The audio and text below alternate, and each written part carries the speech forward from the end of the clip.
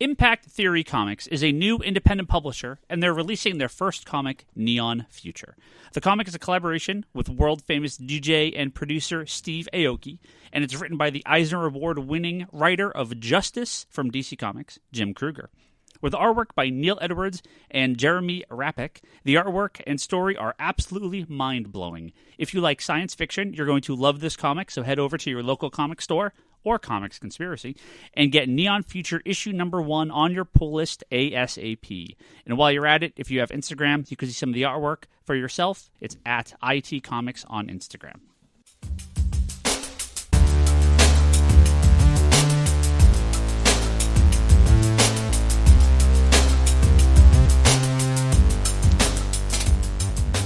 Hello and welcome to the Comic Conspiracy, episode 389 for the week of February 19th, 2019. My name is Ryan Higgins, who's here with me this week.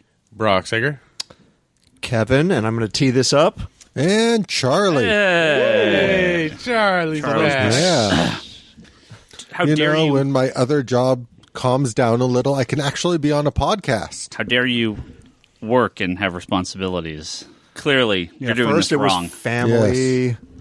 Now it's work. Well, we're glad Charlie's back on. We're glad Kevin's back on. Scott will roll up in 25 minutes. You're just happy it's more than a two-man podcast.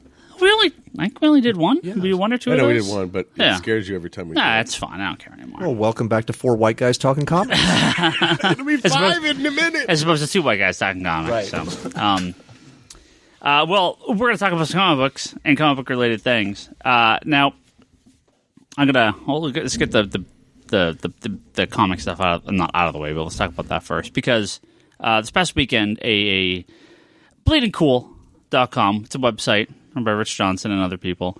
Nobody worth paying attention to except for Rich Johnson, usually. Long time rumor monger, always posting random stuff. I feel has had much more success than failure, usually, with his rumors. Pretty good. Usually, sometimes off, but usually he's close. Yeah. Well, something popped up this weekend that scared the living bejesus out of me, and that was what was being thrown around is called the New 22. The DC Comics was in the process of continuing to cut their line, and that there was going to be basically 22 monthly superhero books, with a couple of Vertigo maybe, and maybe some kids stuff. They're on top of it, but a severely limited line going forward. Now, I don't know where this comes from. Obviously there's, it's a rumor, so he has his sources. I choose to believe he doesn't just make the stuff up whole cloth, because he has been right often. I won't say usually, but often. He's right on the money with a lot of this stuff, or at least close enough that it's not. Yeah. Something, though, recently, I feel the last year or so, I don't know if someone's feeding him bullshit just to see what happens. I don't know if he is just starting to make stuff up. I have no idea, because he's been kind of way off on a few things recently, especially with DC. More recently about that Dandy and Jim Lee were both getting let go as part of the big Warner Brothers kind of purge. And obviously, that didn't happen. And I assume this New 22 thing was not real. That you can go too high and you can go too low. There's a sweet spot for publishing where you're still. Well, maybe it's a New 22 at Walmart and Target and GameStop. Maybe.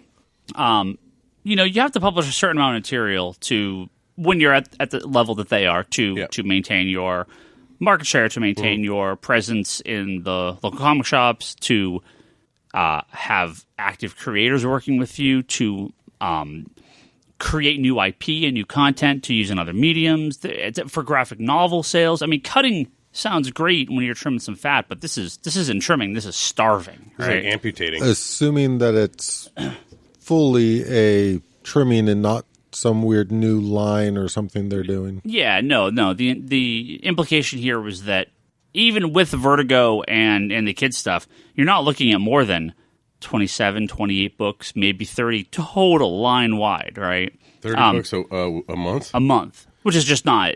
There's just no way. That's it's like 8 books a week or something like that. Like 7 books a week. It's not. You know, one shelf. Yeah, exactly. And like I said, it just seems so ridiculous because they're claiming some okay success with the books that are going to Walmart, although they've ended 2 of them and they're doing like some little one-offs. So I don't know how successful it is if you're ending them, right? They just launched a Teen Titans one and the a Justice League one and a Wonder Woman one. They ended the other 2 after like 6 or 7 issues, so they didn't even get like the full 12 issues. I thought they were all 12-issue arcs for the new content. I have no idea. They've done a couple of one-shots with Swamp Thing. So is that successful? I would think it doesn't sound successful to me, but who knows? They're doing the original graphic novels, right? But again, that's not that's going to be they'll do 10, 12, 14 of these, and then we'll see what happens. You can't release original. There can't be a new volume of Dogman every month. That's just not how the books function. Yeah. Right. These Scholastic and kids graphic novels, 1 a year. Right. Yeah, I mean, maybe every 6 months. It depends on the. They're not monthly. They're not right? monthly, but it just depends on, I think, the reading level and the popularity. They could of the not title. publish enough to take over the sales of cutting 2/3 of their line of single issue comics. So it's a long lead up, Charlie. Well, if they're cutting down to 22 comics, assuming that they're doing double shipping on those 22 comics, that's 44 comics a month. All the books of almost everything stopped double shipping. There's only a few left. This is a long way to get around to then what they published Monday, which was the leaked previews for March from DC for the books releasing in May. And not only are there a whole bunch of number 1s within there, there's also mentions of other new series being launched. So unless they're going to start axing Aquaman and Batgirl and, Superman, like, these books aren't, like, clearly this thing from Saturday was proven bullshit by the same thing that they leaked on Monday. Well, do you think, would it be fair to say there is bad blood in the industry towards Rich? Oh, people hate him. Okay. Oh, the industry, like Marvel and DC fucking hate him. Okay. So do you think it would be plausible somebody would feed Rich bullshit just to embarrass him? Absolutely. Okay. So with those said, my other question would be, do you think if Rich just got some random whispered rumor, he would run it with a giant headline and breaking news and a major... It depends on who it came from, right? Right. Well, I mean, even then, that's what a lot of those sites are based on. It's based on, we're hearing this rumor, we'll update you as we learn more. Well, see, Rich isn't the one that normally does that. The other douchebag that works there does. I mean, more. It's usually Rich. Well, he does usually the biggest stuff. Yeah. Everyone else just deals with the So do you think that story was complete horseshit? Like there's no truth to it? It was just all he made it up or somebody fed it to him? I mean... I could see internally people maybe looking at the cuts they've done and someone jokes, oh, it's more like the new 22. Yeah. And that... Or it's a typo and somebody accidentally hit 2 instead of 5. And that somehow gets to him. Dyslexic right? and reading it off to him. Yeah. So... This thing on Saturday, then to me, in my mind, is completely proven false by Monday's solicitations. Because I want to talk about the things that got announced, and then today officially announced. So yeah, his I'm BS so wondering, rumor proven false by his leaks. By his leaks, yeah. Yes, okay. Yeah. So similar to like everything that happened with like the changing of the Marvel history, and it turned out just being the Cosmic Ghost Rider. Right. Like, I'm still waiting for the announcement of the new 22 to be something not replacing a line, but maybe it's the Great 10 doubled plus 2. Or even potentially some sort of weird 1 month where they tell new stories in the new 52 universe. Or all the comics go back to be 22 pages because they're 20 pages, right? But a lot of them have gone. Some of the DC ones have gone back to 22 because it went to $2.99. Maybe they're redrawing the line at 22. The new 22. All right, so yeah. Anyway, I remember before Superior Spider-Man came out, Marvel put out a promo and it was just a black page with the word Superior on it. Yeah, and Rich ran that as a we think that this is an indication of the return of Miracle Man. Yeah.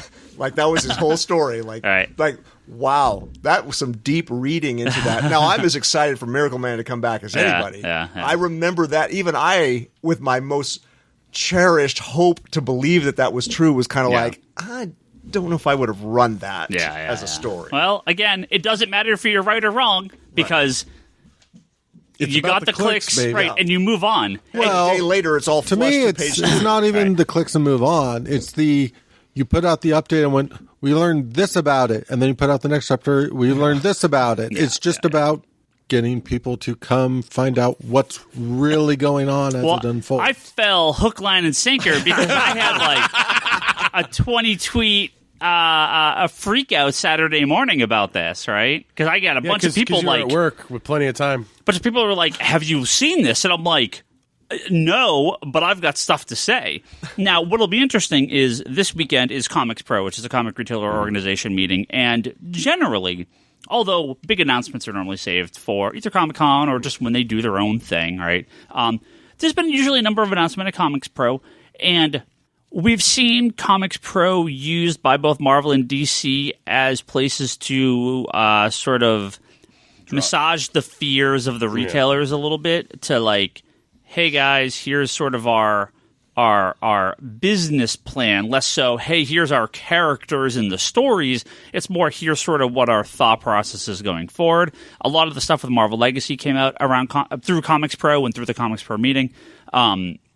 It would not surprise me if DC addresses this in some fashion, because there's been a trimming of their line, there's no doubt about it.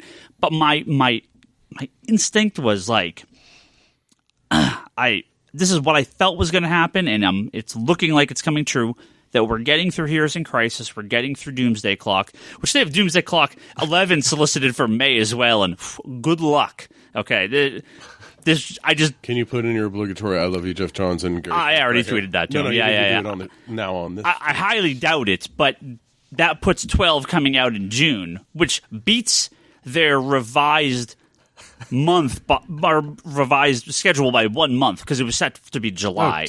On the original timing, wasn't it a whole entirely it was done like in December. January? Or January. 12 is January. coming out on my birthday. Yeah. The week of my birthday. Yeah, no, it was...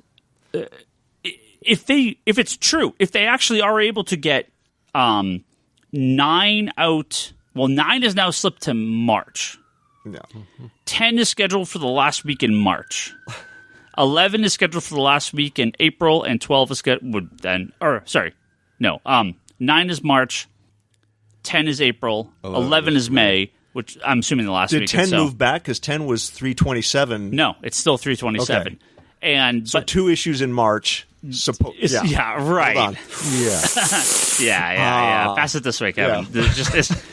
So wait, if you had to bet $1 right now out of the cash register, does Doomsday Clock finish being published this calendar year? Yes. Yes. Yeah.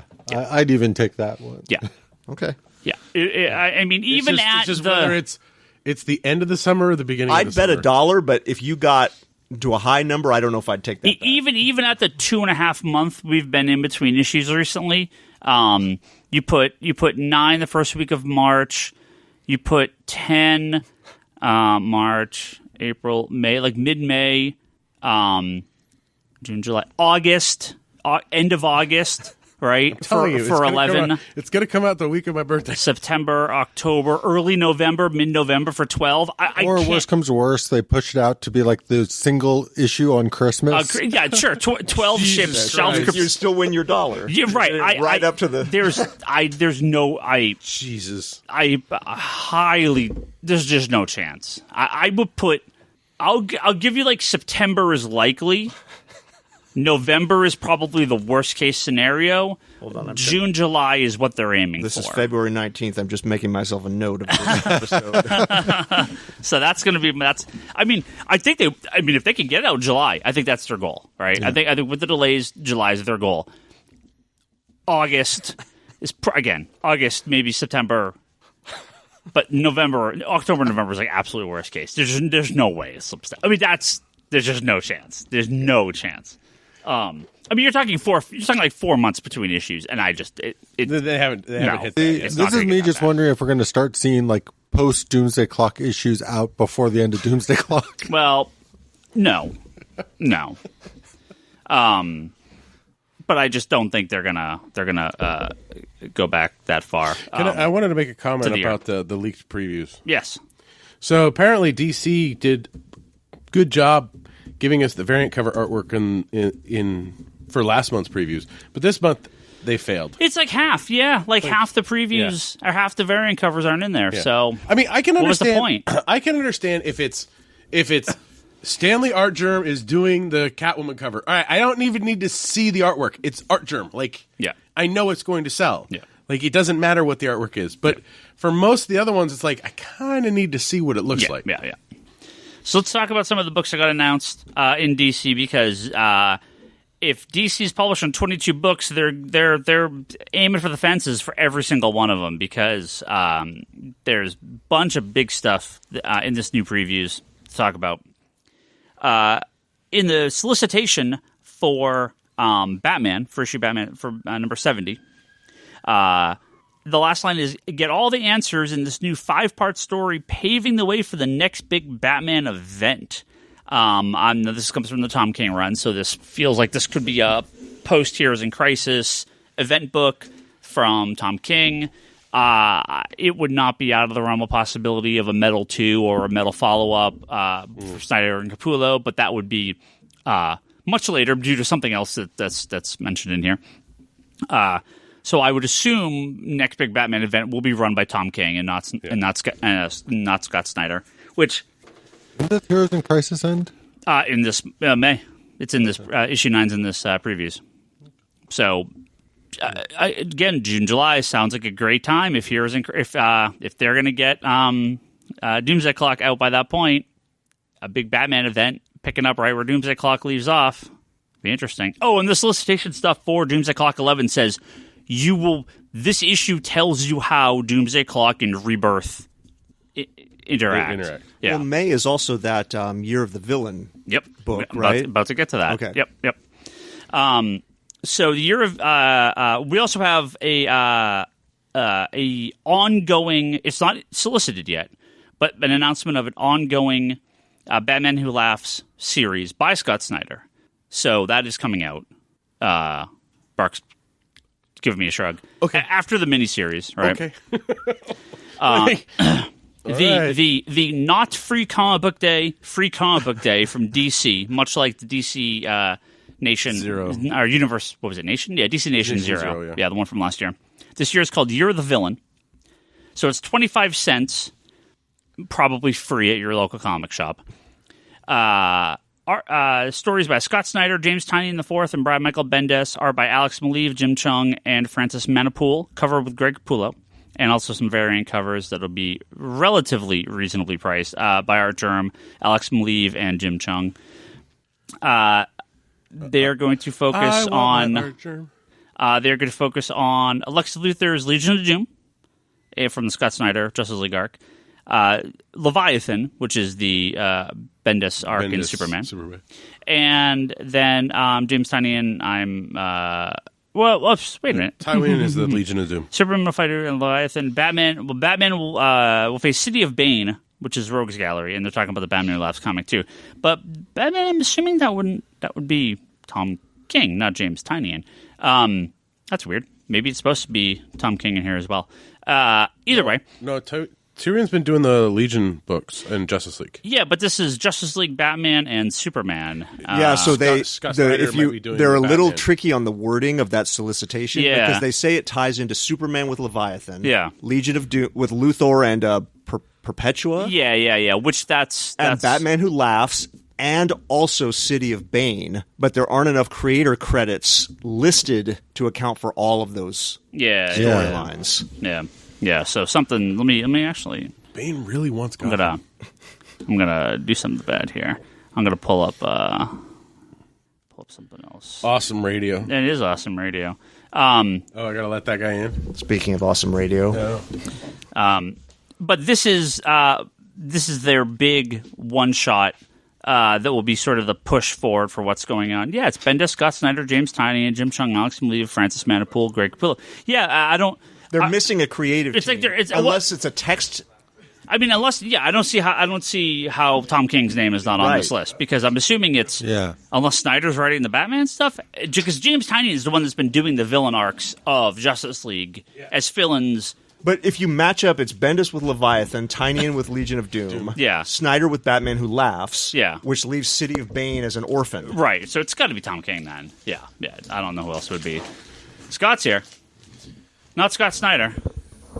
Scott Shea. I turned it on for you. Scott Shea. You are. I am here. Welcome.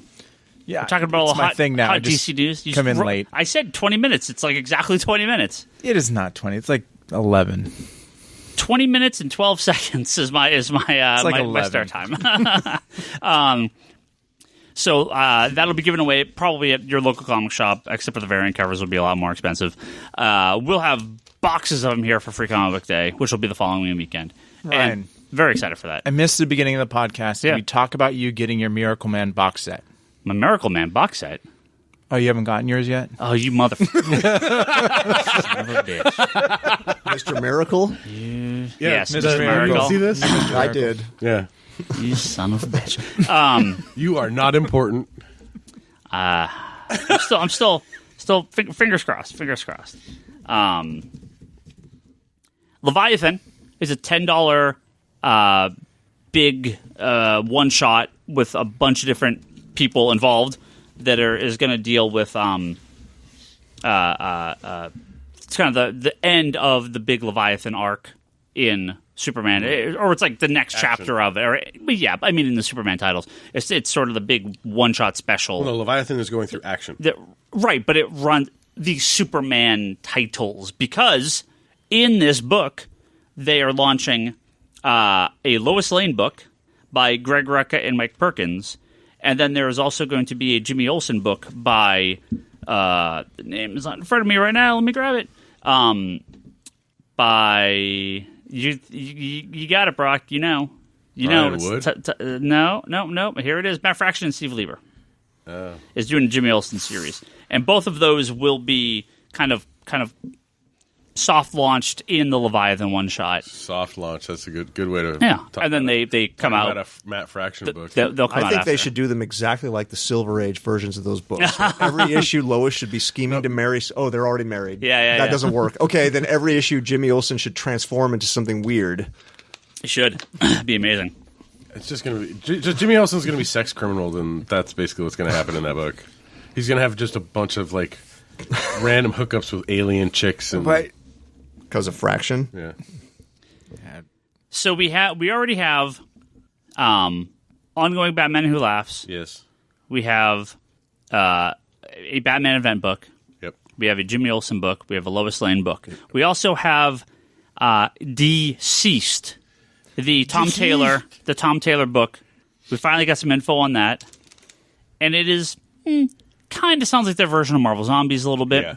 A mysterious technovirus has been released on Earth, infecting 600 million people and turning them instantly into violent, monstrous engines of destruction.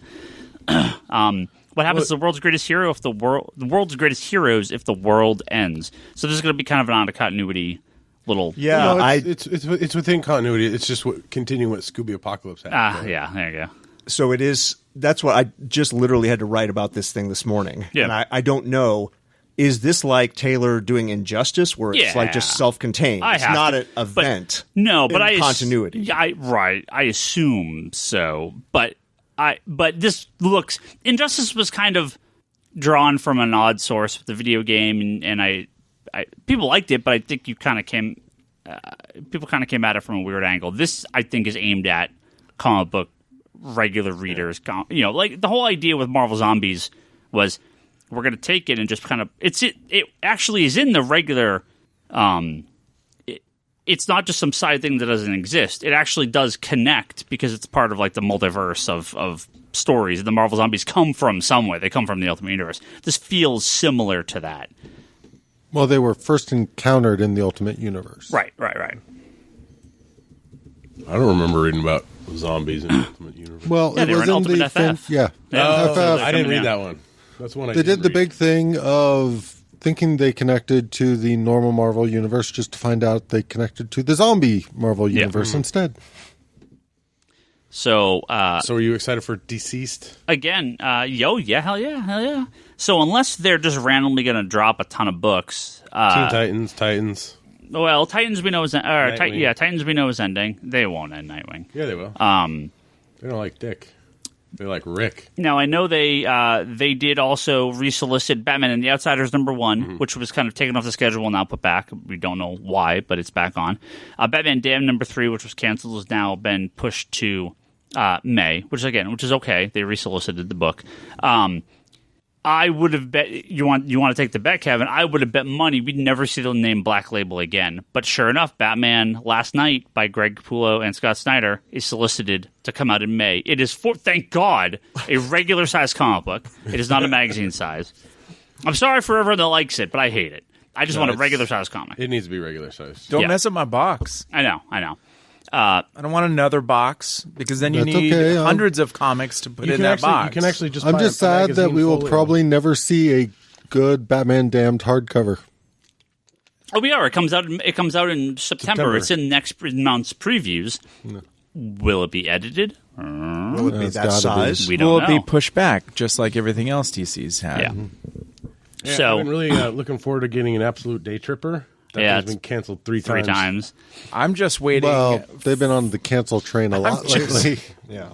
I'm just waiting for Doomsday. What's the thing that's coming out that I forgot? He missed that whole part of the conversation. I showed up 20 minutes late, so I was at the bus depot waiting for my Doomsday Clock. Tentatively, right now, Doomsday Clock is going to finish in June, sometime possibly. Between June and November. But it's most likely going to end in July, August, September, October, or November.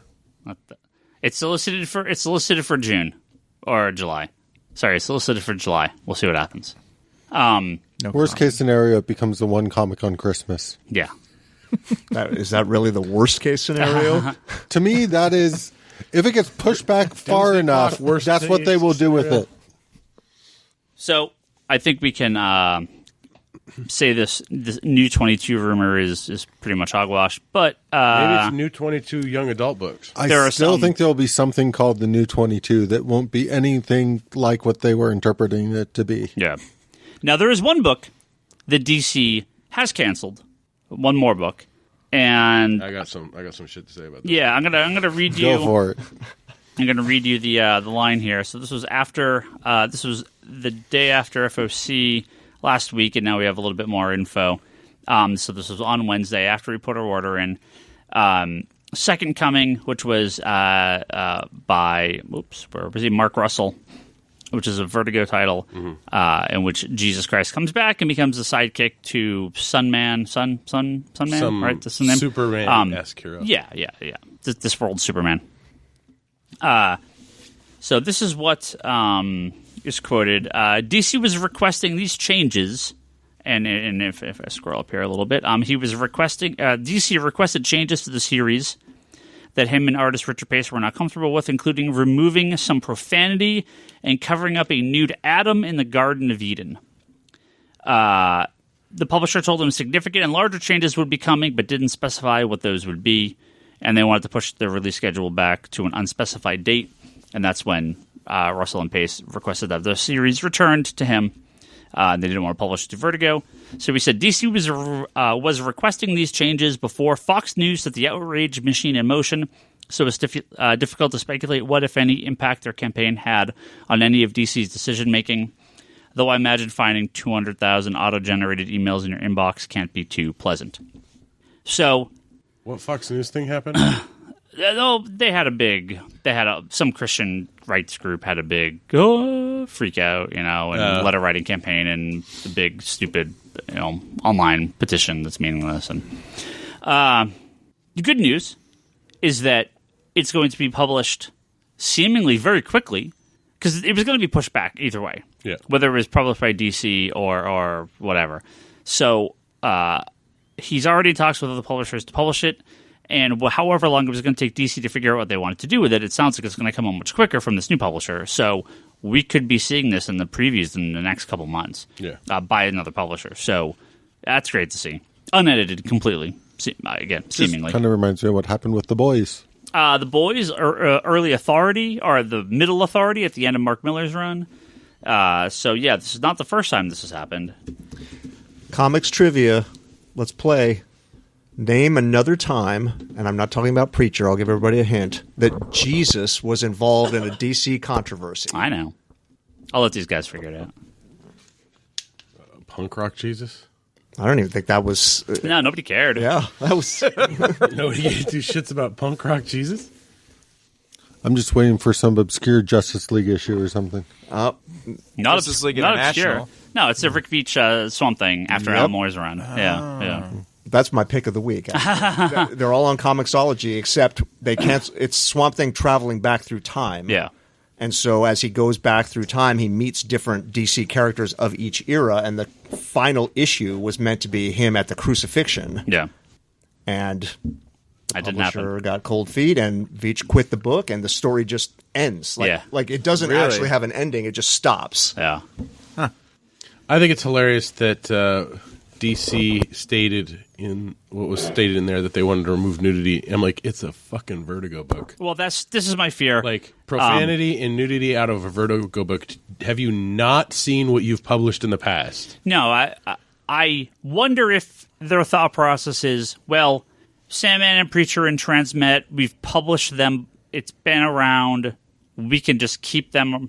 They're still here. It's fine. New things? No. We're not going to publish anything like this again. So the problem with that thinking, and it's most likely the people that have been brought on from Disney or Marvel or whatever garbage, which DC needs to get rid of. It's I forget her name, but yeah. They seriously need to get rid of her because the fact of the matter is that Vertigo... We don't know. We can assume it's coming down from Warner Brothers, but...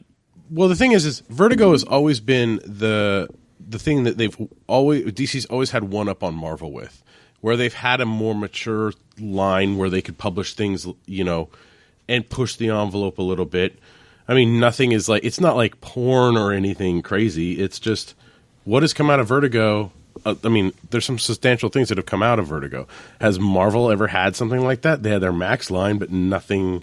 I mean, what did they do? They did Punisher so they could show more blood and gore and stuff. But, DC's had Vertigo and used it very well. But yeah, I think it's just dumb. But I'm super excited that, it's going to be in a different publisher and I'll still be able to read it. Yeah. I don't know. To me, I don't even know if it's coming on from on high. I think at this point with all the shakeups, nobody just wants to rock the boat. When you're publishing books like this, the next controversy can cost you your job. It's sad that that can happen. Oh, it's the James Gunn thing? My question would be, how did it get to this point?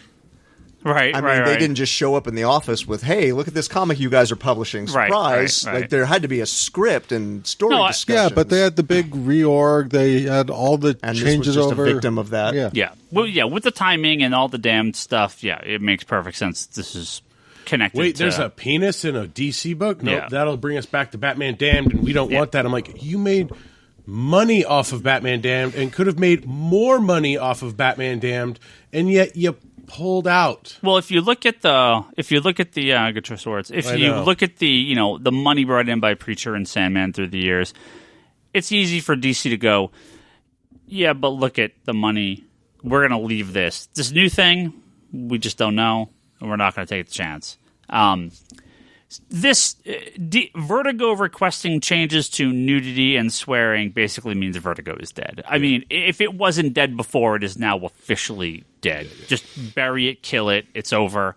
It's unfortunate because you know what? Vertigo could just become the new Black Label. Well, we had rebranded on Black Label. I mean, we'll have to see how things shake up after things settle. Things haven't settled yet. As I said, if people are a little uneasy and not wanting to rock the boat, I don't blame them.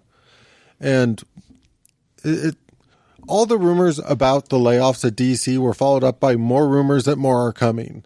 Nobody there can feel secure but the rumors, right now. But the layoffs didn't really happen, and the more layoffs didn't really happen. This goes back to the rumors of what they said didn't happen. So when I worked for a bigger company, which I'm not going to name, they changed out people in the upper management, which changed out at the next level management, changed out the next level management, and all that always trickles down, which means as everything's shuffling around, the new people take a look at who's left and make their own cuts and their own shuffles, and it just keeps going for a while. So even though more layoffs haven't happened or more restructuring hasn't happened yet, it doesn't surprise me that when you change the person at the top, it all trickles down and everybody's probably playing trying to keep their heads down, trying not to be part of the next round that they probably feel could be coming any day.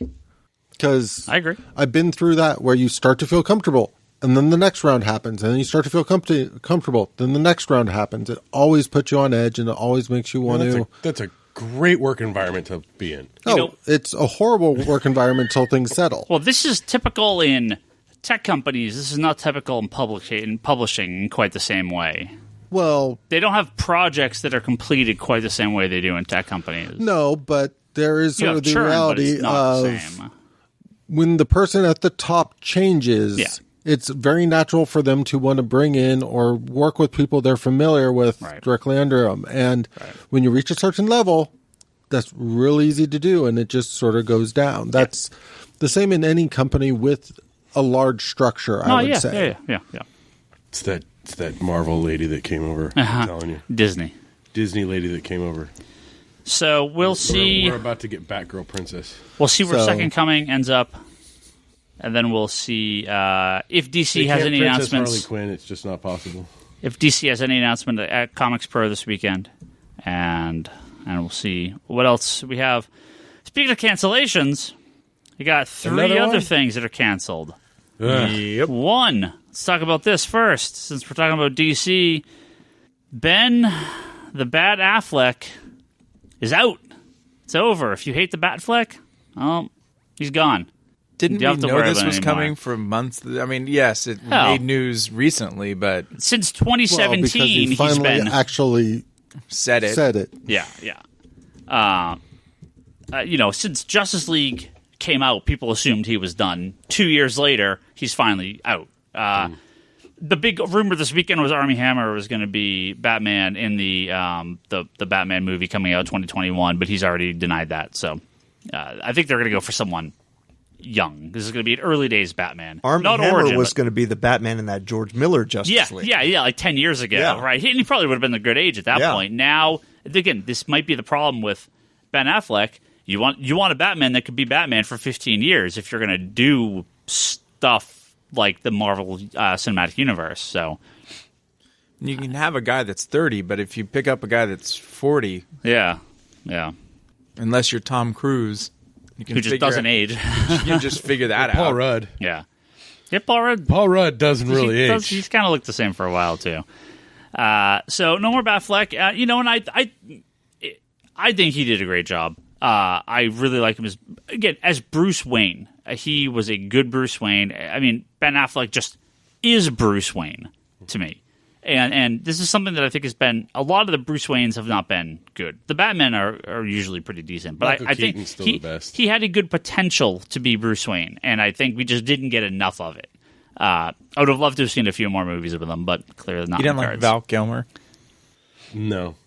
George Clooney? Well, I mean, we never even got a traditional Batman story from him. No. Clooney could have been an awesome Bruce Wayne as well had we got a better movie around it. Like a real movie? A lot of the guys who have played the character, they're not the problem. Val Kilmer was fine. Yeah. It's everything surrounding him. Yeah, right. And just Affleck... this is not a compliment to Affleck, but this is just, I think, one of the... Whoa, I can't believe I'm going to say this. Okay, here's a cool thing about Batman v Superman is the scene at the beginning where they show that destruction happening and all those people fleeing for their lives, and you see Bruce Wayne like running into it. Yeah, I love that scene. Now that's Affleck or whoever else was playing the character could have done the exact same thing, but that I think of as a great Bruce Wayne scene. Right. You watch that and you're like, oh, this could be a pretty good movie. And then the rest of the movie happens and you're like, fuck, they got me. They tricked me. It's great. Ryan and I are both biting our lips, but for different reasons. It's the opening of Man of Steel, right? We see all this great stuff on Krypton. We're going, this is going to be a great movie. Man of Steel was good. There's great moments in BVS. Even if you hate the movie as a whole, you can't argue some of those scenes are really good. Again, like that opening sequence, I think is amazing. Yeah, the opening sequence. Wonder Woman. Yeah. So the search is on for the next Batman. Hopefully a little less drama-filled than this one. We'll see what happens. I just don't even want to know about it. I just hope we don't have as much internet drama before anybody's seen anything. Right. Well, that's going to happen Just regardless. make it Tom Cruise. So do you know that... No, but That garbage. So Rotten Tomatoes is already getting review bombed on Captain Marvel because the internet is full of assholes. All right. Shut up! It is not. Yeah. How, Wait, the internet being full of assholes, or No, the no, movie that's getting true. review bombed? No, That's true. yeah, no one could disagree with that. But the movie's already getting, people are giving a shitload of 1-star reviews, and it's like, well, there's no public screenings yet, so this is just trolling. So, great. shouldn't they just? Hey, you want to see every single tweet that Jeff Johns tweets out, every single tweet that DC Comics, that at DC Comics tweets out, good 75 to 80% of the replies are, release the Snyder Cut, you ruined the Justice League movie, what is wrong with you, you guys ruined the DC universe. It's like, and I like Scott Snyder, or Zack Snyder movies, and I like all of these, and these people are fucking insane. So, yeah. It's like when Tom King or Mitch Gerardis tweet out about the Mr. Miracle trade, and I'm like, where's the deluxe hardcover? Yeah, it's annoying after a while. I don't care. But the other big 'Cause they're in cancellation, control of that. You should keep. I'm going to keep badgering I them. at them and DC. Okay. All three of those. if you thought Ben Affleck being out of Batman was not much of a surprise, and you should really not be surprised that Netflix officially canceled Punisher and Jessica Jones. Shocking. I'm actually surprised they announced Jessica Jones before it aired. yeah, I'm a little surprised that, but I think at this point they realize, What? Yeah. yeah, why hide it? Everybody knows what's up, especially if they're announcing Punisher. Let's cancel the good stuff and leave Agents of S.H.I.E.L.D. still going. Yeah. Well, Agents of S.H.I.E.L.D. That's is not Netflix just problem. fine. It's just not as good as the Netflix stuff. and it has nothing to do with Netflix. This is it's not like Marvel canceled this. Netflix canceled these.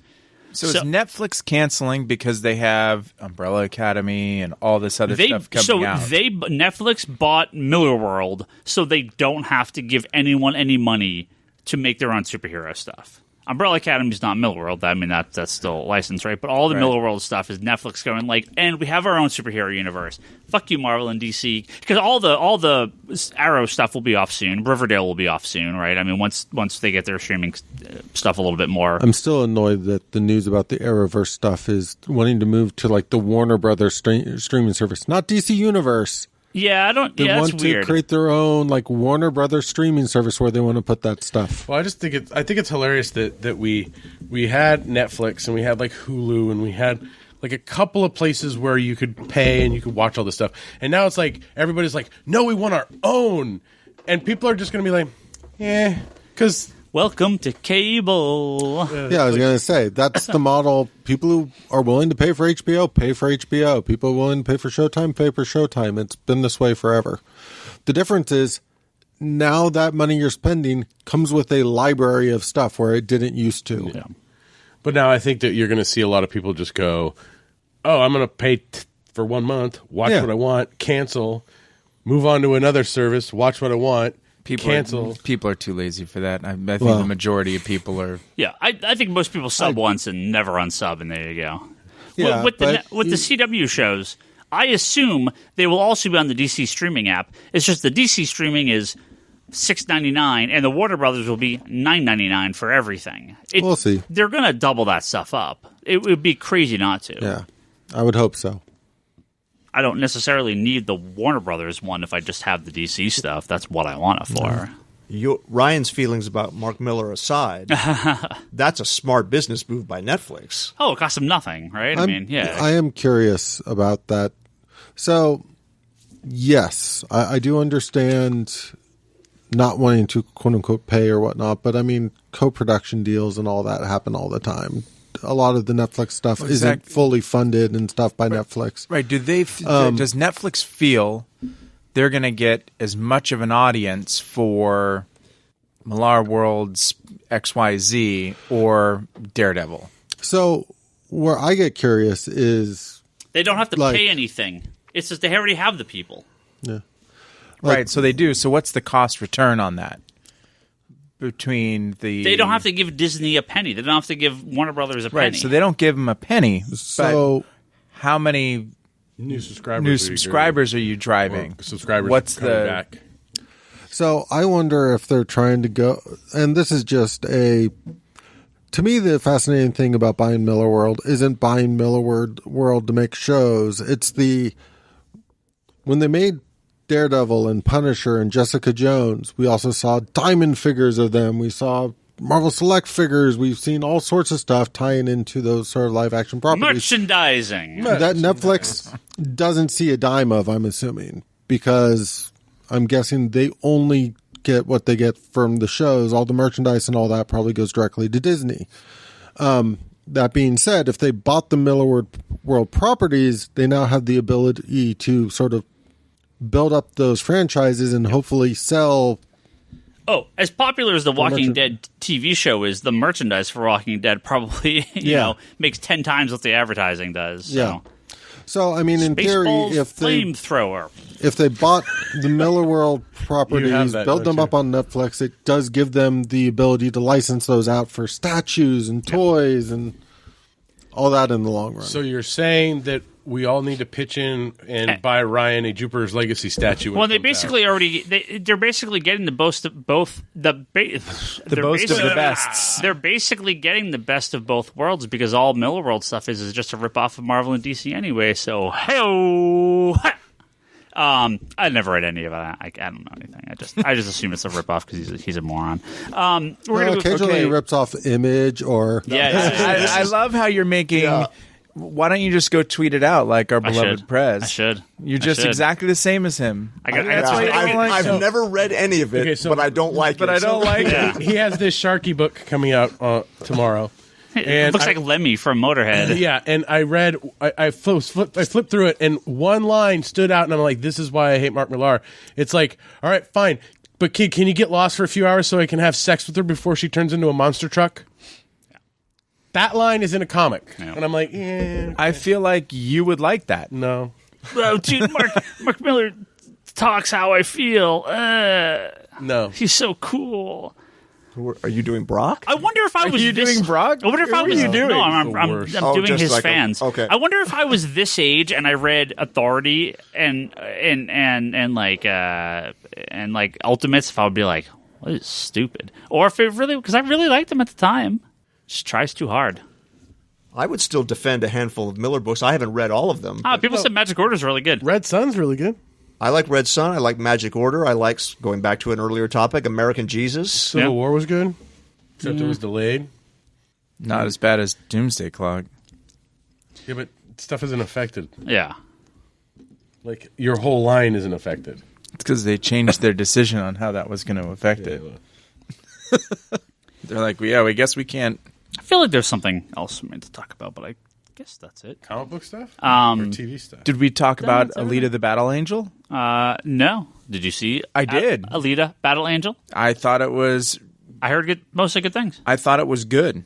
Yeah. It was better than expected. I could deal with heard the ending's kind of crappy. Eyes. The what? Heard the ending's kind of crappy. It just happened super fast. Yeah. It's like all this buildup and then wha-bam, done. It's over. It's like you're like, okay. I hope the next one's out next week because it seemed like more of a TV ending than a movie ending. So does that make sense? I haven't watched it, but that is like the one semi-spoiler I've heard is it feels like they were setting up for multiple movies, not just one movie. Now, who did this one? Who directed and did this one? Robert Rodriguez. Yeah.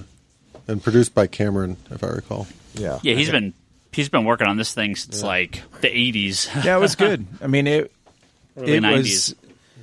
Remember James Cameron was going to do a Spider-Man movie? It was 2 hours. He was doing Avatar too. The movie was 2 hours plus. Yeah. Like 2 hours, 2 minutes was running time. And 2.5 hour movie and the ending is just like, wha-bam. It is wha-bam. I mean, it's like, oh, huh. You're like, hey, you're watching this movie. By the way, it's over. And I'm like, get out. All right. Throw your popcorn away. Let's go. Because I thought everything was good until that point. They would have I don't know. I didn't think about how I would have done it. I left and I was like, oh, that's great. I think I'm going to go see it again. So it was worth a second. You never read any of the books, I'm assuming. Yeah. Nope. I watched the anime a long time ago, though. Yeah. A very long time ago. Yes, Doom Patrol. That was the thing I meant to talk about. I didn't see. Was it Yes. good? So no one saw. Spoiler it. Go ahead. Ryan Higgins it like you normally do. Was DCeased was the greatest thing ever? Did somebody get stabbed in the dick? No dick stabbing. Is it a 10 or is it a 10.5? Because those are the two. Those are the only two DC ratings that Ryan has. No one Is saw, it DC? No one It's saw, a 10 No or one saw 10.5. Umbrella Academy, right? I did. How much? All of it? I A little bit? am the whole thing. Okay. I'm assuming you also never read the books. No. Okay. I heard very good things about Umbrella Academy. Umbrella Academy was really good. Yeah. I liked how it filled everything out. Pretty good character development. Not really a surprise as to where the story went, even though I didn't read the books. Now you know the Doom Patrol. The funny thing about this is it's very inspired by Doom Patrol, especially by Grant Morrison's run. I could really see. I could see that. And it came out the same day. The shows came out the same day. So if think about it without seeing the Doom Patrol show, think about the Doom Patrol the comic. Do you see that inspiration? Does Yes. it feel like it? Oh, yeah. Okay.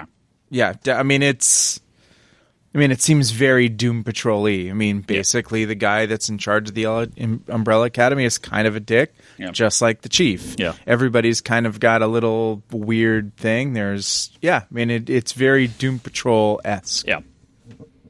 Yeah, we talk a bit more about it once a few more of us have seen it. Doom Patrol, I really liked the representation of them in the Titan show. I thought it was fantastic. So how did... you said you had a question about kind of how Cyborg looked and what you thought about Cyborg. Not in the show. Not in the pilot at all. Really? Not in the first episode. Yep. He's in all the trailers, but he's not in this at all. Okay. Yeah. Well, it's like what Beast Boy doesn't show up in the. Yeah, he's only in the, until, the very end. He's like the end or like episode 2. Yeah. Which I assume Cyborg will be in past the first arc. He's not in it. Okay. So it mostly follows Robot Man as he's. It's also a longer season because I did 12, 13 episodes or something. that was like 15 or Was something it? when I pulled it up in the DC app. I'm like, this is a lot longer than Titans. Oh, yeah, maybe. Titans was cut. Like it was 12 they and cut they cut it to 11. Or 11 and they cut it to 10?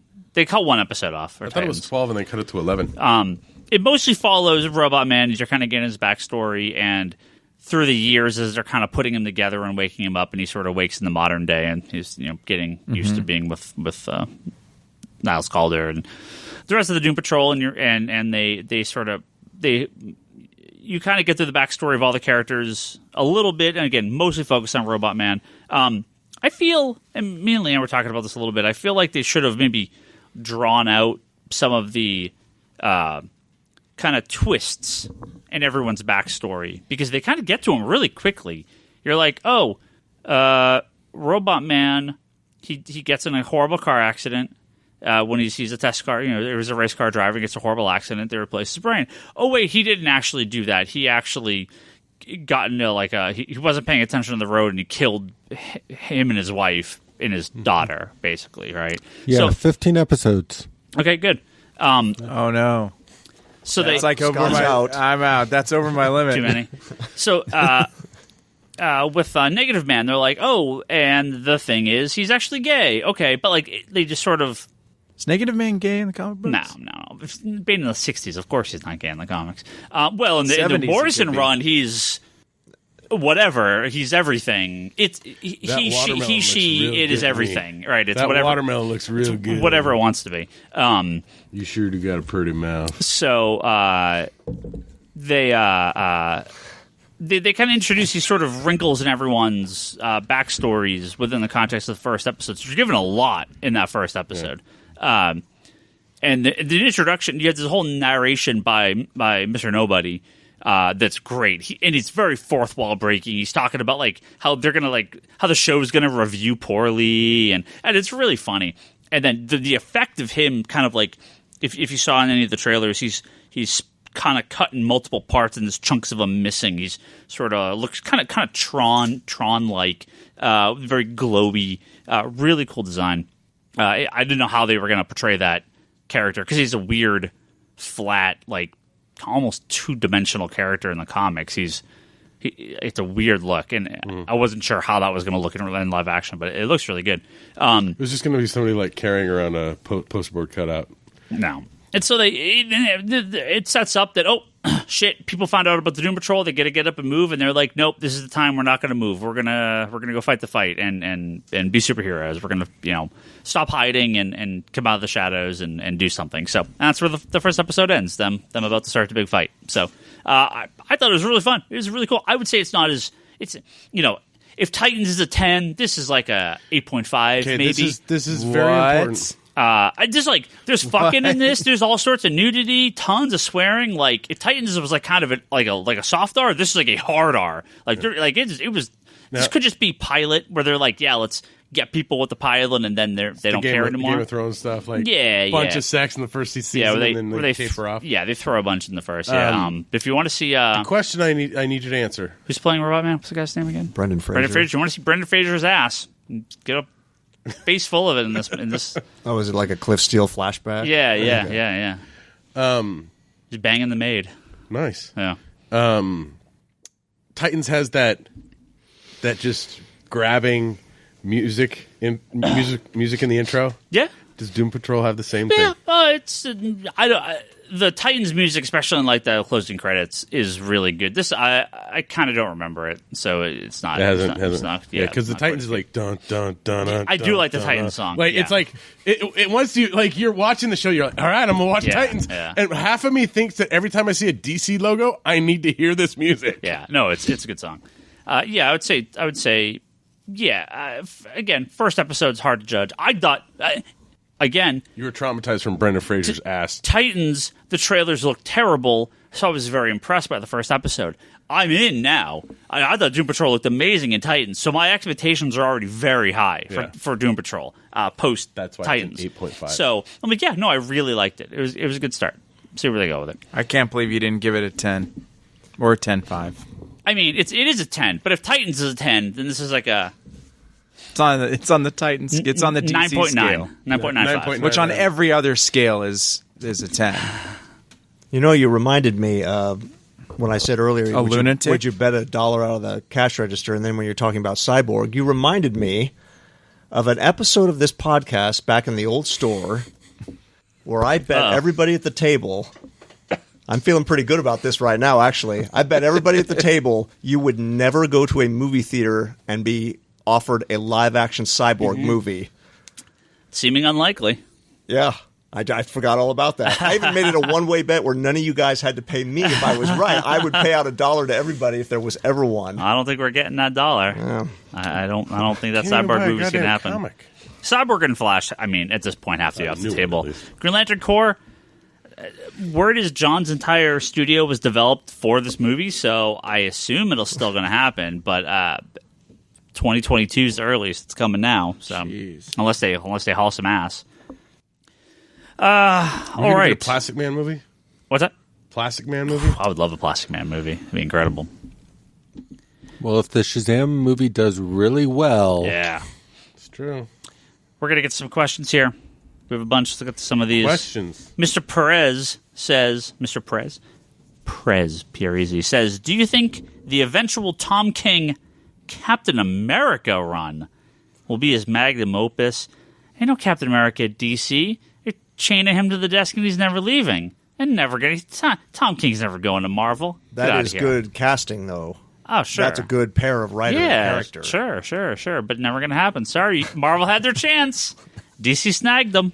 Did you hear that interview that King did where he talked about the FF? No. It was on this podcast, Word Balloon. Oh, yeah, sure. I saw it got picked up on a few comic sites that he had, before he ever went to DC, he had pitched an FF series. Yeah. Damn it. And ended up going to DC instead. Well, their loss. Damn it. I mean, I like Dan Slott's run so far. What's come out so far? How delayed is the last issue? It's pretty delayed. Yeah. See, I can never. I mean, on the DC on the DC scale of delayed, it's on time. On time. Yeah.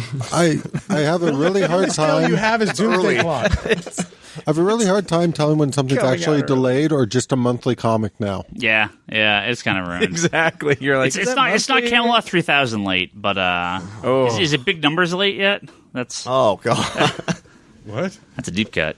Yeah, that is It's a yeah. really- Would they do 2 issues, 3 that's a issues? deep cut. Yeah, it's an old Alan Moore book. Yeah. They're about 30 years late on the next issue. Right. Yeah. What about- It's what never about- officially been canceled, I know. so it is technically late. Yeah. Remember non-player?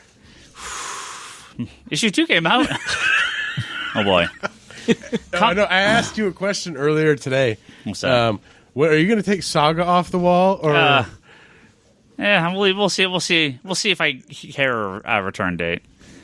Comic Boom says Tom Taylor will be scripting DCeased, an out-of-continuity Batman zombie tale. I think it's potentially the next Injustice in terms of critical success. Thoughts? Not only will it be critical success of Injustice, I'm hoping it's also the physical copy sales success. I know Injustice was very popular for DC's digital service. It did not sell great in single-issue format, although the trade paperbacks, I understand, did very well. Yeah. I have a feeling this will do well. I like the very first run of Injustice. Probably in all formats.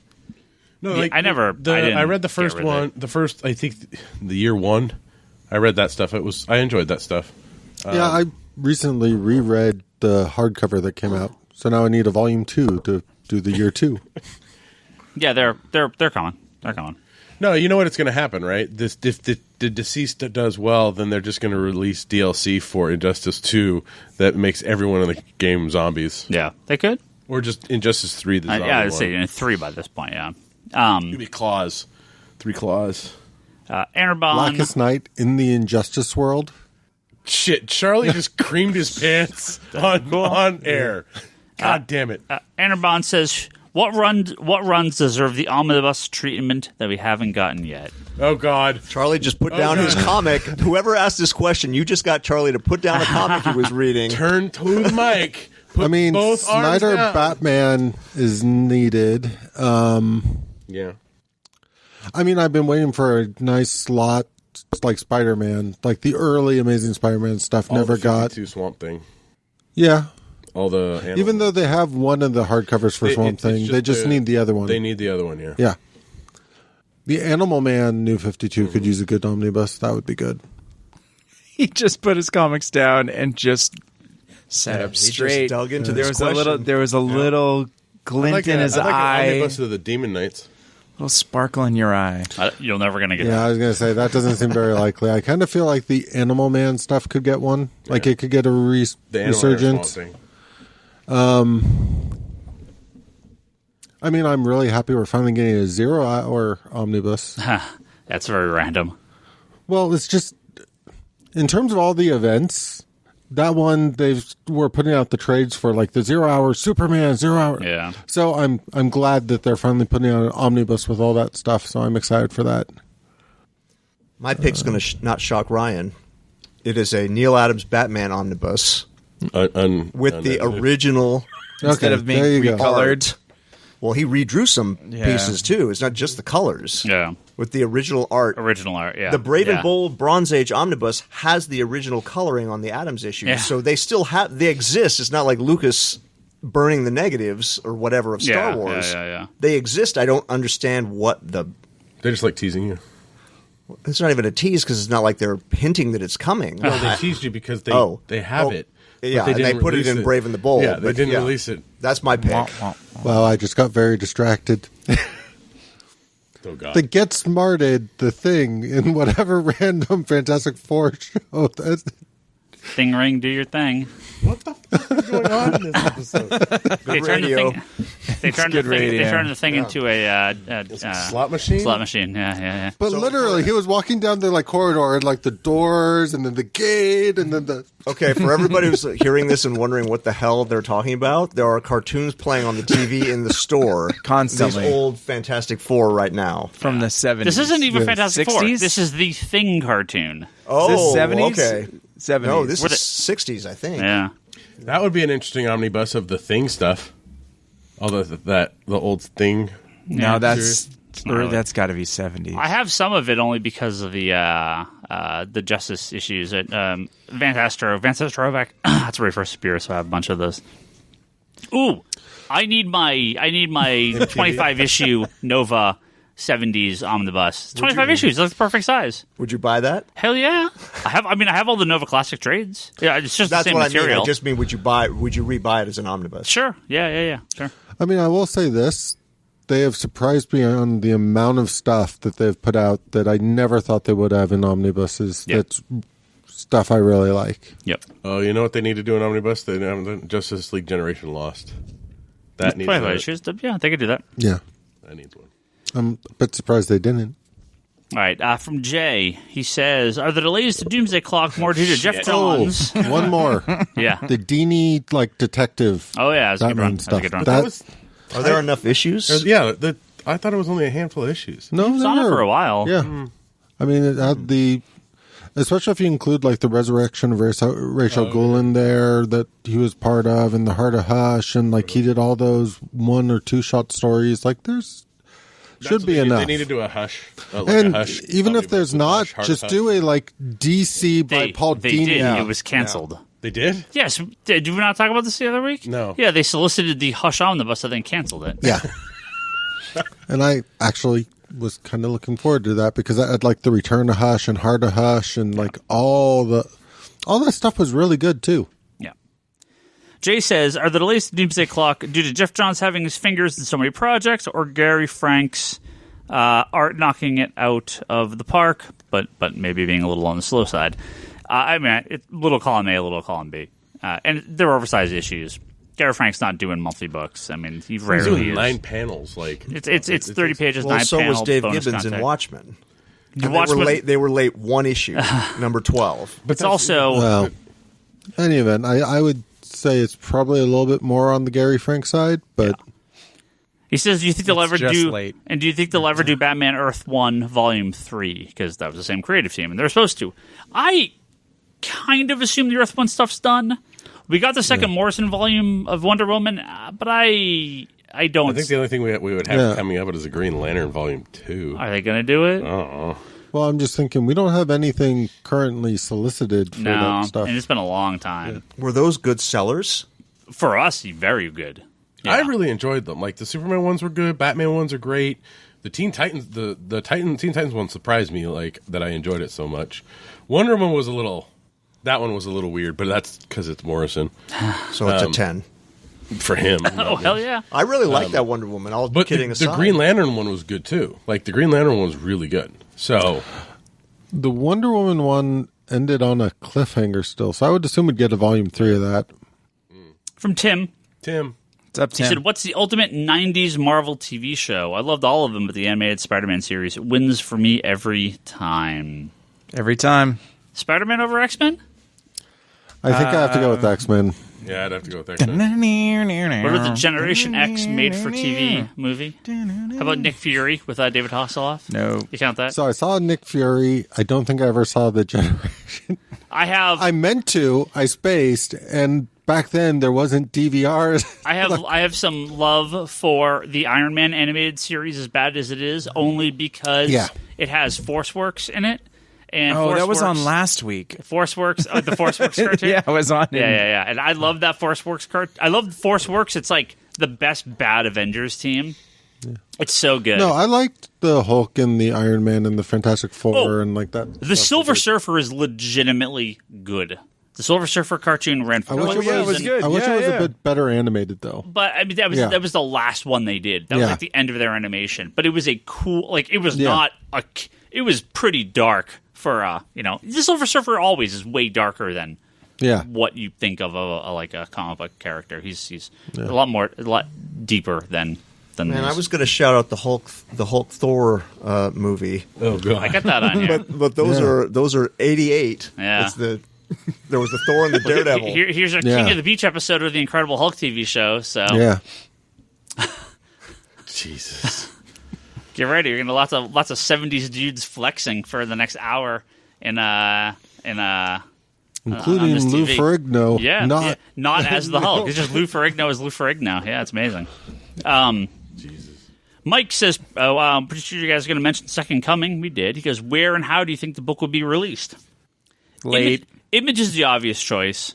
Yeah. I think an IDW or Boom could pick it up for some reason. I feel like I don't want IDW. Maybe to pick it Dark up. Horse. or Dark Horse. I don't want I could see IDW to Dark pick it up Horse 'cause- wanting another book in their stable right now. because I really don't want to deal with buying that book and then having the warped bags. just IDW books. Just they seriously need to fix that problem. Yeah, it's really bad. Yeah, Dark Horse didn't even dawn on me, but that whoa, you got hit by a car. Great radio. Dark Horse. It was on the TV. Somebody didn't get hit by a car Seems- outside of a shop. Well, it's the 70s, man, so she's roller skating, as always. Everyone roller skates in the 70s. No, Dark Horse is a pretty good pick. And I would say it'd be out before summer. I think it'll be out pretty soon. It'll be in one of the next couple I just previews. hope it's It was not, done as far as I know. Like, they were pretty far I into just it. hope it's not the one that was Avatar. I hope they don't pick it up. No. Cyclops says, are you happy with the R-rated nature of the DC Universe shows? And do you think that limits the audience it will reach if the shows continue like this? No, because we have Arrow, which is PG-13, PG-ish, right? We have all the animated stuff, Teen Titans Go, the animated series. There's plenty of ways to get G. in. There's plenty of ways to get, like, the comic books in TV and movies, they need to be accessible like comic books are. Yeah. Like, you can access it as a child with all ages stuff. You can access it as, a teenager with, like, the regular stuff. There's different ways you can access comics. And, like, jumping in at random points. You don't need to start at the beginning.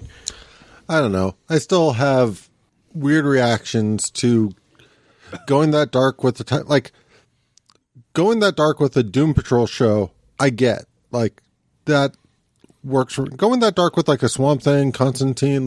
There's plenty of characters that lend itself to an hard R Constantine show. That'd be amazing. Well, Stargirl is not supposed to be that. Stargirl's, it'll be like a light PG-13, right? Well, the thing is they're doing the R with Titans, not Teen Titans, just Titans. I know, but the story they're telling is early.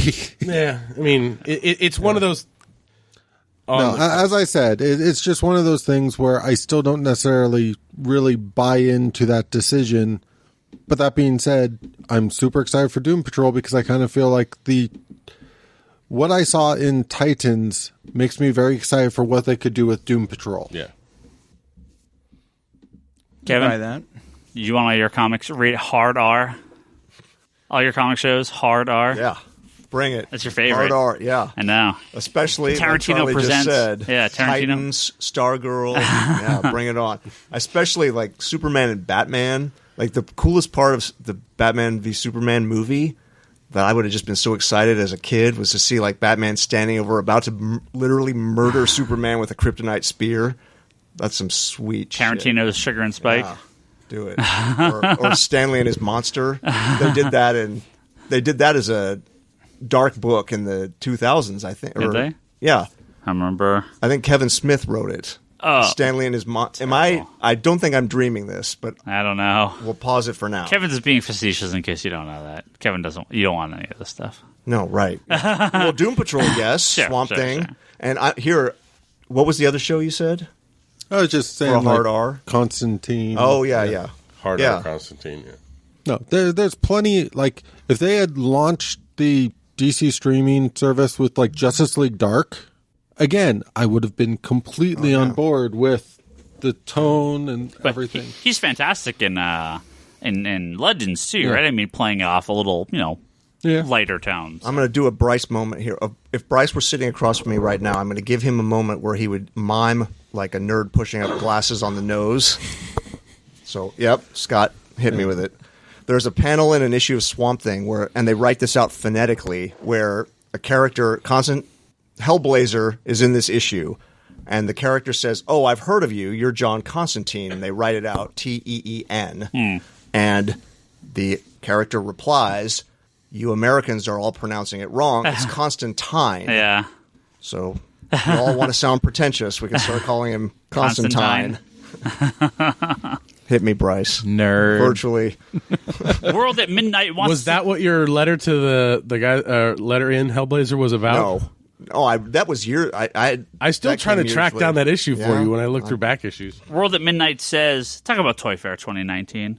Who looked at Toy Fair 2019 stuff? This is a big toy. I checked out convention. a lot of the images and that kind of stuff. There's a lot of statues coming out from Diamond, but If you're a Marvel Select images- guy or a Marvel Legends guy, holy crap. There's boatloads of them. and they NECA's been putting out a lot of the which is half annoying, half not, because they've started putting out a lot of like the turtle toys and like Target and stuff. But it's basically the con exclusives. They're repackaging in other forms and putting out to a mass market. But they did show off a Bebop and Rocksteady that goes with the 80s Turtles stuff that they had already put out. So that looks really cool. A lot of the figures. A lot of the Bucky O'Hare, they're trying to bring that back. Hell yeah! A lot of the gallery stuff I saw was the same gallery stuff that I saw at Comic-Con. Lots more like the Batman metal characters. I'm just super excited for that Death Bombshell statue. Yeah, that's pretty good. Yeah, they just announced that. I don't know what it is, if it's a figure or a statue. There's a Dark Knight Returns where he's got like the blood on him and the torn gloves, and it looks exactly like Frank Miller's art from the cover. But I didn't see what it was. I just saw a photo. It might be a black and white. No, it was in color. Oh, it was in color? Yeah. One of the upcoming statues, I'm sure. DC Collectibles. Yeah, I mean, I've seen a couple things, but I mean, I don't know. I think once we get to more into con season, I think we'll see a lot more stuff that's more like they drop more stuff like as we go. Like Toy Fair's like, hey, here's a kind of a general spattering, but they it's a lot of the stuff for the year, but we'll get new stuff every month. They'll launch something new. As from Danny, he says, anyone in the show ever listened to the My Comic Shop History podcast? Started about a comic store closing, then became a podcast about comic stores. Any thoughts on it if you've heard it? I've never heard of this. I'll go check it out. Sounds interesting. I haven't heard of it either. Yeah. What's it called? What is the title? The My Comic Shop History podcast. Oh. I have not. I'll go check it out. It's kind of like our Secret Origin Maybe. segment. Yeah. So this is for a question for anyone but me because I don't know anyone. From same person? This is from Macedonio. Macedonio. It says, who do you want and who do you realistically see playing Batman in the 2021 film? Who's your choice? I don't know. I'm getting old, so I don't pay attention to the young I don't know who actors. anyone is, so yeah, I never. Those young whippersnappers. I never know. Who's got a pick? Anyone? Kevin? My pick is find an unknown. Yeah. I just don't think I think Batman sells itself. I don't think you need to put a movie star under the mask. In it, yeah. No. You don't. I mean, you need to groom somebody to be the Batman and Bruce for the next 2 decades. You're not going to go in and put John Krasinski in because he's too old. You know? But for God's sake, do not do an origin movie. We don't need to see it. We're going to see the pearls again. Oh, God. We're going to see them again. Every movie. Now, I will say this, though. Patrick Zurcher, the artist, tweeted out 2 images of Ezra Miller, and he said, man, he would make a great creeper. Yeah. And he would. Like, that was weird. Like, Ezra, like he's Flash, but, man, some of those outfits and, like, get-ups he wears, he would do great as the creeper. Ooh, that's a bunch of questions. Let's burn through some of these. Yeah. Lightning round, go. It's from Mike. Do you guys think Superman Year 1 is still going to happen? Yeah. I would have said no before. This is the Frank Miller, John Romita Jr. Yes, it's going to happen. Yes, it'll be Black Label. If they're going to do Last Night, then yes, Dark Label still lives. This is from Bennett. He says, hey guys, I've started alphabetizing my long boxes. Do you guys keep Batman with Detective Comics as Batman? Detective Comics under D? Or do you keep it After Dark Knight? He's thinking putting After Dark Knight. Put it in Detective. I have 2 ways of sorting. It's Detective. Right. Detective Comics is the name of the book. Yes. At home, for the most part, it is by character name. So no. So like Amazing Spider-Man would be under A, Spectacular Spider-Man would be under S, all that type of stuff is good. Detective Comics would be under D. The time where I kind of break that rule is if like I have a few random books that it doesn't make sense to just have one crossover issue just shoved randomly, alphabetically. Then it's Batman. Then if it's the one issue of the Katana miniseries that crosses over with Batman. Well, it's under all Batman miniseries are under B for Batman. Batman miniseries after the main Batman series.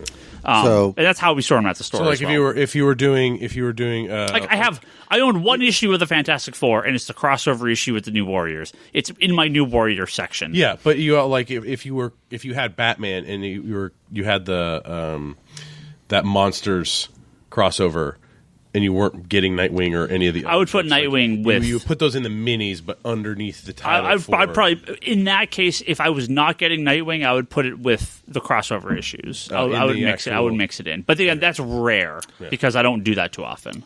So I'm the rare example where I do tend to keep stuff together. Meaning, when I was buying all the X titles for a period of time with Excalibur and X Factor and X-Men, like all of those, it's all in sort of the same time. They all kind of would weave in and out. So I always sort of kept that kind of stuff together because to me, it's more of like, this is my 90s X books box. It's like family stuff.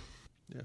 And same with like Batman. When you get into like the Nightfall stuff and that stuff, I want all that stuff together regardless of which book I was following at the time. Like a lot of times I would get dragged into like the entire family of books at a particular time because of what was going on, and then I'd stick with them for who knows how long afterwards if it was still sort of appealing to me. And for that reason, I kind of look at those as like, this is this era of Spider-Man stories, this is this era of X-Men stories, and that kind of thing. Yeah, I think for the most part, like for me, like Action Comics is under A, and Superman is under S. Yep. Like Batman is under B, Detective is under D. Like when you get to X-Men, Uncanny X-Men is with X-Men. Like it's all in the X, not Uncanny X-Men is X because it's X-Men was the name of the book. That's how it started. Well, yeah, but as I said, for me, I would even put Excalibur and everything else together with that stuff because that's just the way I read it. I get tired of the X-Men stuff. There's so many different titles.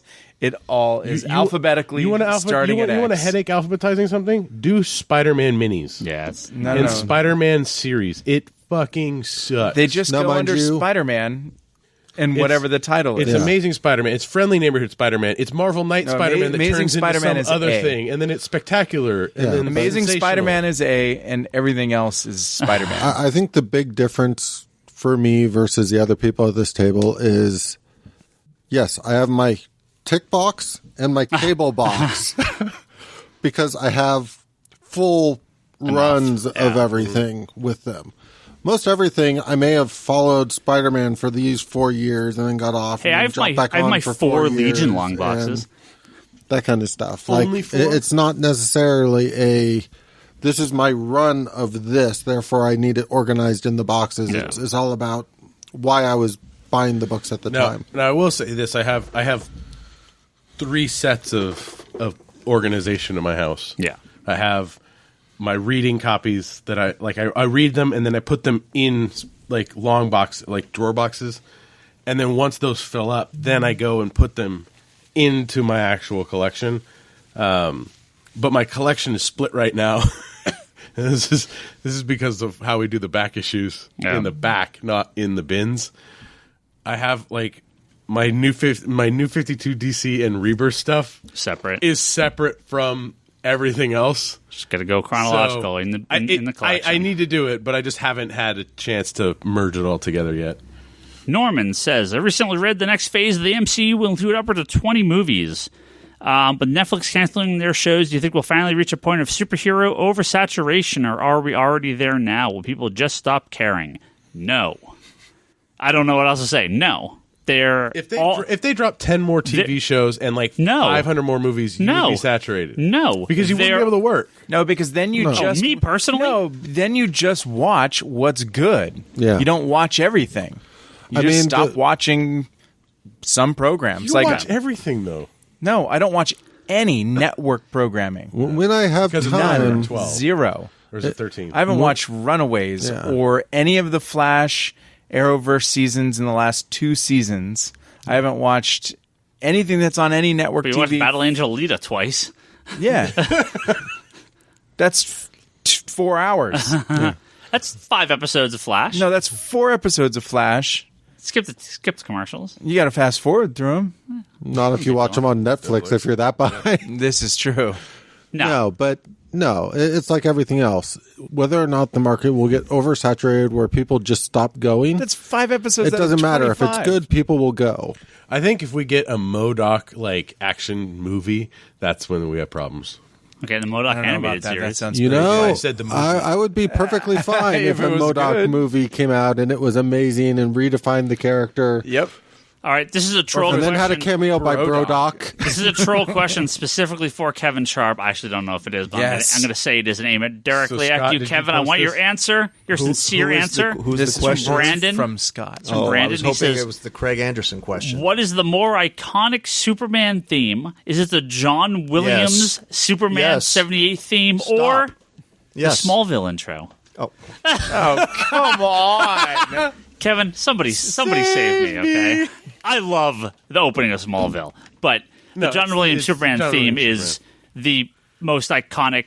I mean, it is the top 3 most iconic movie themes of all time. You I mean, just it's had to like, stop with John Williams. It's like on anything. Star Wars, Superman, and you get a third one to choose. well, The Wonder Woman. James Bond, yeah, Jaws. sure. Raiders of the Lost Yeah. Ark. And how many of those are John Williams? Like most Yeah, of them. yeah. I'm telling you, But I think Superman and Star Wars, Yeah. even above like James it's like Bond, the and Imperial- I think that is It's the Imperial March. Star Like, Wars is hard to beat. Because James Bond changes. Not the main theme, Not but the main theme, but they have their own. They have their themes. Each has a song, but I'm yeah. talking about the theme. Galactus Jones says, is DC Black Label a failure before it's even begun? Well, I would have said yes last week, but this week it's Nope. still alive. So we'll see. yeah, don't call something a failure if it's not failing. Scott and Greg threw it some Viagra. Fortress of Comic Tude says, what's everyone's favorite comic cover of all time? What's your favorite comic cover today? Today. Doesn't matter if it's your favorite cover tomorrow. I cannot get enough of Justice League #1, the Giffen DeMatteis, that cover. With the group All- looking with the up, group looking looking up. up. Yes, Yeah. there's the The homage to it of Justice 1,000 League homages from International, that. Yeah, and then I can give me that cover every day of the week, and it's my favorite thing. I love that cover. It will always be one of my Amazing favorites. Spider-Man #151. What's 151? He's in a sewer. The water's coming over him. He's holding on the wall. Oh, It's yeah, just, it's epic. Love it. yeah. I think Justice #1, but I can't choose a cover because they were both good. The hero and villain cover. Yes. Brock, which slutty Harley Quinn cover is your favorite cover of all time? I don't know. Which Art Term cover is your favorite? Really hard to pick one. Kevin, you got one? Yeah, for What today. cool 70s book is your favorite cover of all time? Oh no, I'm going 60s. Whoa. It's Flash #133. Is that the Stop? No, I that's love that later. cover. Yeah, that's a good cover. Yeah. This is where Abracadabra is turning the Flash into a it's marionette. The marionette. Yeah. Yes. I like that cover. Lightning round, Brock. First time I've Lightning ever seen round. that one. I mean, for me, Doesn't matter what your answer is tomorrow. What's your answer today? All right. this is my answer today. So, this is from Tweets of Rage. Batman. This is from Batman 613. D. Baroldi. Which one's 613? Oh, Avengers 161. Which one's that? I'm terrible at it. Oh, I love that one. Oh, is that the Ant-Man Ant-Man. cover? That is an awesome cover. I love that Yeah. George Perez, man. Avengers 187. Any of those Perez covers, So good. just That's Byrne. that's The John one- all- Byrne. all The hanging 180 upside Yeah, down. everybody's Yeah, upside down. yeah. That was was ruined good. by the legacy Yeah. particular cover. Oh, so What do you think about it, good. Brock? Answer me when you had a question. I think it's 613. okay. I got two questions So from good. Di Baroldi here. First one is, how mad are you about the Barnes & Noble exclusive Mr. Miracle hardcover? It's not hardcover. It's just trade. Correct. There's no hardcover. They get a book plate for like pre-order. I would be pissed if it was a hardcover. Yeah, if Barnes & Noble's getting a fucking hardcover, I'd fucking kill. So it's just a trade. You're fine. Still buy it from comic stores. I'd be cheating on the shop if they had a hardcover.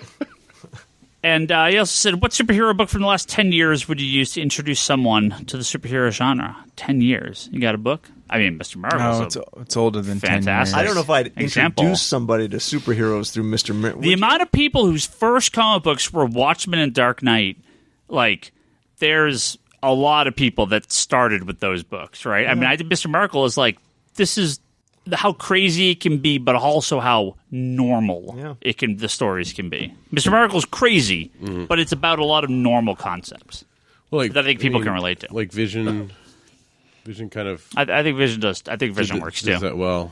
the last 10 years. Yeah, real recent. I might say the New Frontier. That's not 10 years ago, is it? God, is that more than 10 think it years? might be more than 10 At years. this point.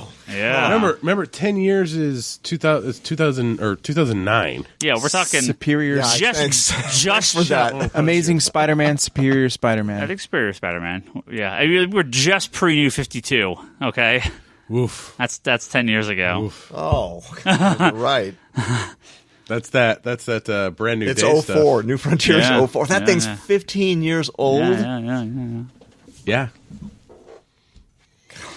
Um, That's right. What was I saying earlier? That was 5 years old. You were like, holy! Oh, Sandman Overture is 5 years old. yeah.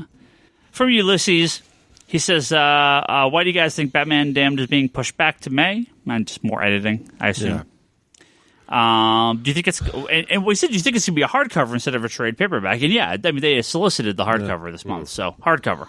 So how many years do you think it will be before they're like, maybe we should try putting out an uncensored Batman Damned hardcover? Yeah, whenever the heads of Warner Brothers. Maybe change we up. should put out a deluxe size White Knight hardcover. And finally, That will happen, but probably an absolute first. before we get out of here, Jack wants to know MFK, CW DC TV shows. You know MFK, Mary Fuck Kill. Here we go. See, the CW only. Arrow, Flash, and Legends.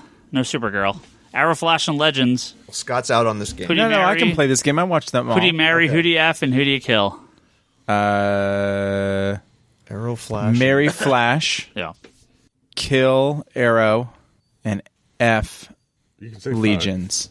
Legends. Legends. Other than the fact that you said Legions, that's my answer too. Legends. That's my Yeah. answer, too. This wasn't that hard. That sounds about right. I mean, Now, mind you, if you rewinded a few years ago, my answer would have been completely different. yeah. I think the only thing that makes it awkward about fucking the Legends is the puppet episode. That's what just put it right up there. I was going to say Jesus, Charlie! Legends. Oh, too much information. Legends Charlie. Legends is crazy. They're into anything. Okay, that's all I'm going to say. What was So, that questioner's name? Sorry, I just closed it. Okay, I'll go well, back and the pull it. person who wrote that question in, if you really want to challenge somebody, write that again towards Higgins with the DC movies. Which DC movie would you marry? Oh. Which one would you kill? And which one would you? Well, it depends on which ones the questions are. So, all right, that's going to be a podcast. Thank you guys. That's it? That's it. Well, yeah. you don't get here on time. Look, some of us have nothing to do but be late. So nothing to do. You're like, I can just. But be late. Because that's what you do since you're. Look, So do not forget don't hassle me. to pre-order your copy of Neon Future #1. Pre-orders are going in. Orders are going in very soon. Previews is almost due. So I'm working on it this weekend. If you'd like to pre-order that, don't forget to do that. That's for issue 2. Julian Titus. Well, #1 is still available to order. Yeah. Julian Titus has the Nerds Without Pants podcast at pixelbit.com. Please go check that out. Jody Lawson is Canon, the Triad Comics Anthology at Triad Comics Studios. You go read some books over there. Don't forget Sam Che, Craig. Say something. Yeah. One of the guys that's normally a Patreon reviewed Battle Angel on Patreons. Patreons. Okay. Patreon. Whatever. Backer. Okay. One of our Reviewed. backers reviewed it. I don't remember who it was. You should give him a shout out, but Okay. I would if I remembered. I'm shouting you out. Go on our reviewed go on our, what? Go on, On our, the Facebook no, group? they had so their podcast And reviewed it. Rotten Tomatoes. Manga Machinations. Oh, yes. Okay, yes. Yes, Darfox 8. and yes, Star Fox. This is the one that pops in your head when you walk down the street. all the time. Yeah. So they reviewed it. So on their podcast. So They go did. check it out. Yeah, they do a lot of manga and anime review stuff. Sam Che, Craig P. Anderson of CraigPAnderson.com. Go get where a life, if people. you He'll help you. need a life coach to be a better person in your success. Charlie, you want to get better at your job? You want to get a raise? You want to get a promotion? Craig P. Anderson can help you. Go contact Plus, Craig he's P. a really Anderson nice guy. at CraigPAnderson.com. Did he ask us a question? He was supposed to have a question this week. Really? No, Yes, he was. I did not get one. So you got. He did. Maybe we could answer it at the end. Maybe he sent me an email. Joe Duff. Okay, well, 3 Craig, years, Craig, if you send 4. an email, we'll get to it by the time Doomsday Clock is over. Andrew Nelson Mendez be at a really recovery soon. I know, right? of an anime junkie podcast. Darfox 8 and Manga Machinations are along with Dakazu. He's now in the Facebook group as well. They review reviewed Alita Battle Angel, which you can see in theaters now. Go check that out. Page Turners, a comic book podcast at pageturnerspodcast.libsyn.com, and Tyler Willits at Thursday Thunderdome. That's at Thursday T-Dome on Twitter and Thursday Thunderdome.com. Go check out their podcast. Thank you guys all very, very much for your support. Patreon.com/comic conspiracy. Hope you guys check out some of their podcasts as well. All very fun stuff. And do not forget to rate and review us on iTunes. It always helps people find this podcast. That's what people say. I have no idea if that's what it does. But that's what people has our audience grown? That's what people say at the end of podcasts. Yeah, numbers go. Yeah, we're pretty even. Mostly. Are we increasing with a wave? We've been pretty even for quite a while. I'm sure people come and go. YouTube. So, you know what? Share this podcast. Well, we also with have. people. You can listen to us on Spotify. You can listen to us on YouTube. We have a bunch of other places where you can hear us now. So slam that. I'm sure we're getting extra views there that we normally don't. YouTube.com/comics conspiracy. You can find these episodes all there on there as well. The Comic Conspiracy at geekbox.net. If you want to send those long form questions, you can send a few there. Digital.comicsconspiracy.biz is our digital storefront. Tom King sale going on right now. If for some reason you don't own everything Tom King's ever done, What? you can buy them digitally at digital.comicsconspiracy.biz. You can sort them into categories starting with 9.5, going to 10, and then the 10.5s. No, 9.5. That doesn't exist. I mean, that's like the Grayson stuff that he co-wrote, just because it's like, it's not all Tom King. It's his kill kid Hitler. And if you would like to buy everything Tom King has ever done, you can do that at comicsconspiracy.biz. Yeah. Don't forget to go to conspiratorBrock.com. That's Brock's blog, video pull list, and unboxing videos. Oh, I'm going to have one soon. Yeah, another Harley statue. Fourth version of that same Harley statue. Because why would you not? If you've got one Harley statue, Brock, you know what you need? Another one. We need to get you exactly. We need to get you Colored, into Sideshow Collectibles promo department, and you need to get review copies of all the life-size Harley Quinn statues to get released for Sideshow. Life-size? The new one just went up. Yeah. So. Life-size. Life-size. Yeah. I don't think we should give that to It's Brock. the Bruce Timm I don't think that's okay. animated series design. I don't think that's healthy for Brock. And please go listen to He might wanna Charlie's get married podcast again. that he never misses an episode of. Bye, Charlie. Every week there's a new episode of The walking Wanderers of the away Fourth as Dimension you're featuring saying this. Charlie. Unlike this podcast, Which he's because literally Charlie's walking away He's from. literally walking away with his head back laughing. too while you're busy saying this. recording Wanderers of the Fourth Dimension to record this podcast, but that's okay, Charlie. We still love you. Bye, Charlie. Bye, Charlie. Wanderers of the Fourth Charlie. Dimension podcast, which is Charlie's Doctor Who podcast, and Charlie and all his friends. You can go listen to that. And Etsy.com/shop/Leanne Hill Art. She's going to start a Captain Marvel piece, I believe, is what she told me. Okay. Movie's coming up, so that's good timing on that. Don't have an ETA on that, but that is the word, so look for that soon. Ryan Higgins, Ryan Higgins, Ryan. That's me on Twitter. Brock Sager. Insanity and Chaos, that's Charlie. CS Shea, that's Scott. That Kevin Sharp is Kevin. And Comics Con Store is the store. Please follow all of us. And always listen to Geekbox Comedy Button, Manga Machinations, and check out the Infinite Binge over on YouTube. Some stuff our friends do, which we appreciate you guys listening all the way through this every week. I'm sure you all have not turned us off by now. No, they know. Like, the listeners know to keep listening. Well, there's not going to be anything. Do we have that question from Craig? Did Craig just slip it in at the end? I have no question from Craig. Nothing new this week. Come on, you got to look on his page. Did he send me Look a his question page, on? man. Now this is some good rating. Come on. But we'll Let's allow see, we it. gotta see We'll it. allow it for Craig. We'll allow it. We'll allow it. Did he send me a? No, no. Craig B. Anderson. Nope. I mean, I'll double check my ads. Wait, no, sorry, I got to do indie. Ads? No, I don't. Indie Gator. I don't think I have anything. I'll double check one more time. Sorry, guys. He's a busy man. No, nothing. Yeah, nothing. That's Nothing it. on All right. Twitter. Well, next week, Craig. Oh, we'll you know what? You know what his question was going to be? So, what do you think about binding? What's your binding project? What's your binding Yeah, come on. project? Well, we'll answer that. Well, Ryan, when he posted the pictures on Twitter, you did post a lot of your bound Titans volumes. Yeah, all of them. Yeah. They looked pretty snazzy They on are your snazzy. bookcase. Yeah. Where would one go if they were interested in binding? Herringandrobinson.com is the place that we've used in the past, although it has been a while, and my binding is I haven't done binding it in knowledge years. is Herring and Robinson. Yes. Are they in California? They are in California. They're in The sunny East Bay. Yeah, Brisbane. Brisbane. Yeah, yeah. But Brisbane. I would recommend going to like uncollected editions and like